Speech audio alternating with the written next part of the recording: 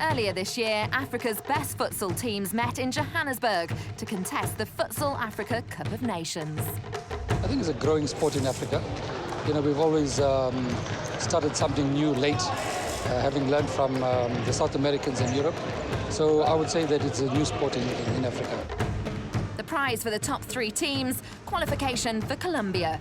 Pre-tournament favourites Egypt and Morocco won through to the final, the last spot to be decided by a playoff between losing semi-finalist Zambia and the Mambas of Mozambique.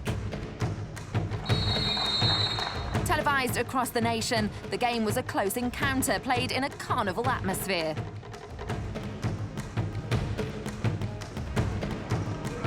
Trick from the competition's leading scorer Mwendani had helped Mozambique to a 5-4 lead with just seconds to spare. Until a late equaliser from Zambian Kenneth Chulu put the Mozambique dream on hold. The tension of a penalty shootout. Robbie Piri's miss ended Zambia's hopes and secured Mozambique's first ever qualification for a World Cup of any kind. I think the people of Mozambique will be euphoric because it's the first time in our history that Mozambique has taken part in a World Cup. It's never happened before in football, so we're writing history for our country.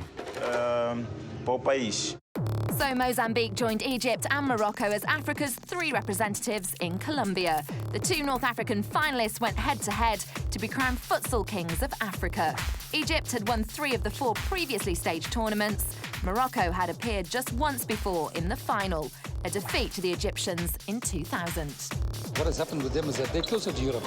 And I think the influence of the European factors, including futsal, have played a part in them developing faster than us. In a hot-tempered contest amidst a fervent atmosphere, Morocco refused to succumb to their Egyptian opposition. With the game finally poised at 2-2, a late winner from Adil Habil was enough to clinch their first African futsal title and gain sweet revenge over their North African rivals.